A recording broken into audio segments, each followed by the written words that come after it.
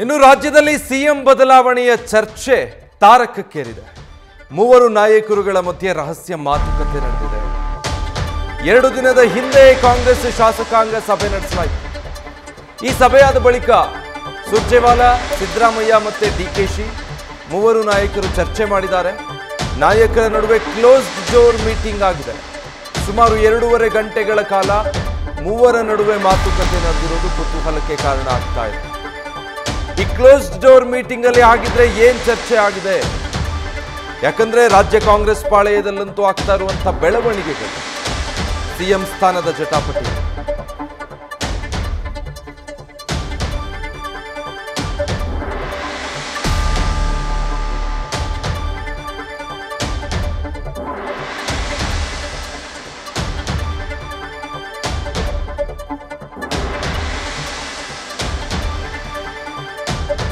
ಈ ಮೀಟಿಂಗ್ ಬಹಳ ಕುತೂಹಲಕ್ಕೆ ಕಾರಣ ಆಗ್ತಾ ಇದೆ. ರಾಜ್ಯ ಕಾಂಗ್ರೆಸ್ನಲ್ಲಿ ಆಗ್ತಾ ಇರುವಂತಹ ಬೆಳವಣಿಗೆಗಳ ಮಧ್ಯೆ ಈ ಕ್ಲೋಸ್ಡ್ ಡೋರ್ ಮೀಟಿಂಗ್ ನಲ್ಲಿ ಏನ್ ನಡೀತು ಅನ್ನೋದು ಡೀಟೇಲ್ಸ್ ಕೊಡ್ತಾರೆ ಮಧುಸೂದನ್. ಲೈವ್ ನಲ್ಲಿ ಜಾಯಿನ್ ಆಗ್ತಾ ಇದ್ದಾರೆ. ಮಧುಸೂದನ್, ಈಗ ರಾಜ್ಯ ಕಾಂಗ್ರೆಸ್ ಪಾಳೆಯದಲ್ಲಿ ಒಂದು ಸಿಎಂ ಸ್ಥಾನದ ಜಟಾಪಟಿ, ಮತ್ತೊಂದು ಕೆಪಿಸಿಸಿ ಗಾದಿಗಾಗಿ ನಡೀತಾ ಇರುವಂತಹ ಬೆಳವಣಿಗೆಗಳು, ಇಷ್ಟೆಲ್ಲದರ ಮಧ್ಯೆ ಮೂವರು ನಾಯಕರ ನಡುವಿನ ಕ್ಲೋಸ್ಡ್ ಡೋರ್ ಮೀಟಿಂಗ್ ಕುತೂಹಲಕ್ಕೆ ಕಾರಣ ಆಗ್ತಾ ಇದೆ. ಇನ್ಸೈಡ್ ಡೀಟೇಲ್ಸ್ ಗೊತ್ತಾಗ್ತಾ ಇದೆಯಾ? ಖಂಡಿತವಾಗ್ಲೂ ವಿಜಯ್, ರಾಜ್ಯ ರಾಜಕಾರಣದಲ್ಲಿ ಅದರಲ್ಲೂ ಪ್ರಮುಖವಾಗಿ ರಾಜ್ಯದಲ್ಲಿ ಮುಖ್ಯಮಂತ್ರಿ ಬದಲಾವಣೆ ವಿಚಾರಕ್ಕೆ ಸಂಬಂಧಪಟ್ಟಂತೆ ಕಾಂಗ್ರೆಸ್ನ ಪಕ್ಷದ ನಾಯಕರು, ಶಾಸಕರುಗಳು, ಸಚಿವರುಗಳು ಮಾಧ್ಯಮಗಳ ಮುಂದೆ ಬಂದು ಸಾರ್ವಜನಿಕವಾಗಿ ಕೊಡ್ತಾ ಇರುವಂಥ ಒಂದಷ್ಟು ಹೇಳಿಕೆಗಳು ರಾಜ್ಯ ರಾಜಕಾರಣದ ಮಟ್ಟಿಗೆ ದೊಡ್ಡ ಕುತೂಹಲವನ್ನು ಹುಟ್ಟಿಸ್ತಾ ಇದೆ. ಜೊತೆಗೆ ಯಾವಾಗ ಸಿಎಂ ಬದಲಾವಣೆ ಅನ್ನೋ ಒಂದು ಚರ್ಚೆ ಕೂಡ ಬರ್ತಾ ಇದೆ. ಇದರ ಮುಂದುವರೆದ ಭಾಗವಾಗಿ ಸದ್ಯದಲ್ಲೇ ಕೆಪಿಸಿಸಿ ಅಧ್ಯಕ್ಷರ ಗಾದಿ ಬದಲಾವಣೆ ಆಗಬೇಕಾಗಿದೆ. ರಾಜ್ಯದಲ್ಲಿ ಹೆಚ್ಚುವರಿ ಡಿಸಿಎಂಗಳ ನೇಮಕಾತಿ ವಿಚಾರಕ್ಕೆ ಸಂಬಂಧಪಟ್ಟಂತೆ ಹುದ್ದೆಯನ್ನು ಸೃಷ್ಟಿ ಮಾಡಿ ಅನ್ನೋ ವಿಷಯಕ್ಕೆ ಸಂಬಂಧಪಟ್ಟಂತೆ ಸಾಕಷ್ಟು ಡಿನ್ನರ್ ಮೀಟಿಂಗ್ಗಳು, ಗೌಪ್ಯ ಸಭೆಗಳು, ಗುಪ್ತ ಮೀಟಿಂಗ್ಗಳು ಎಲ್ಲವೂ ಕೂಡ ಆಗ್ತಾ ಇದೆ.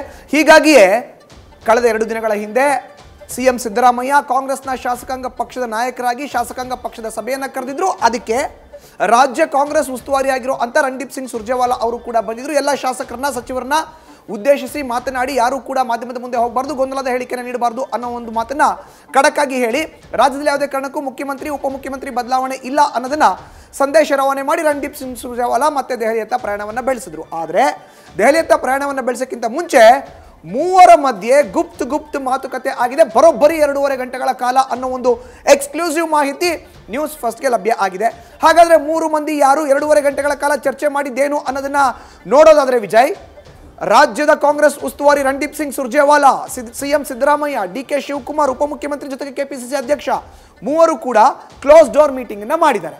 ಕ್ಲೋಸ್ ಡೋರ್ ಮೀಟಿಂಗ್ ನಲ್ಲಿ ರಾಜ್ಯದಲ್ಲಿ ಸದ್ಯಕ್ಕೆ ಮುಖ್ಯಮಂತ್ರಿಗಳ ಬದಲಾವಣೆ ಇಲ್ಲ, ಉಪಮುಖ್ಯಮಂತ್ರಿಗಳ ಬದಲಾವಣೆ ಇಲ್ಲ ಅನ್ನೋ ವಿಷಯವನ್ನ ಸುರ್ಜೇವಾಲಾ ಮತ್ತೊಂದ್ಸತಿ ಹೇಳಿದ ಮೇಲೆ ಇತ್ತ ಡಿಕೆ ಶಿವಕುಮಾರ್ ಕೂಡ ನೇರವಾಗಿ ಒಂದಷ್ಟು ಮಾತುಕತೆಯನ್ನು ಆಡಿದ್ದಾರೆ. ಅದಕ್ಕೆ ಸಿಎಂ ಸಿದ್ದರಾಮಯ್ಯ ಕೂಡ ಪ್ರತಿ ಹೇಳಿಕೆಗಳನ್ನ ಕೊಟ್ಟಿದ್ದಾರೆ. ನೋಡಿ, ಪವರ್ ಶೇರಿಂಗ್ ಅನ್ನೋದೇನು ಇದೆಯಲ್ಲ, 30-30 ಅನ್ನೋ ಒಂದು ಪವರ್ ಶೇರಿಂಗ್, ಅದು ನಿಮ್ಮ ಮಧ್ಯೆ ಮಾತುಕತೆ ಆಗಿರಬಹುದು, ಆಗದೇ ಇರಬಹುದು. ಆದರೆ ಒಂದಷ್ಟು ಡಿಕೆ ಶಿವಕುಮಾರ್ ಅವರ ಬೆಂಬಲಿಗರು ಮಾಧ್ಯಮದ ಮುಂದೆ ಹೋಗ್ತಾರೆ, ಡಿಕೆ ಶಿವಕುಮಾರ್ ಸಿಎಂ ಆಗಬೇಕು ಅಂತ ಹೇಳ್ತಾರೆ. ಇದು ಗೊಂದಲಕ್ಕೆ ಕಾರಣ ಆಗ್ತಾ ಇದೆ.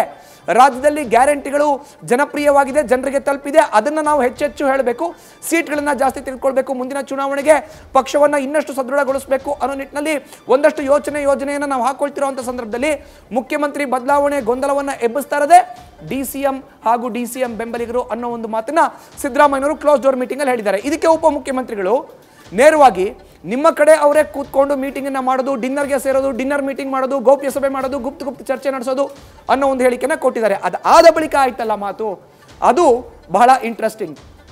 ಸಿದ್ದರಾಮಯ್ಯನವರು ಒಂದು ಮಾತು ಉಲ್ಲೇಖ ಮಾಡಿದ್ದಾರೆ.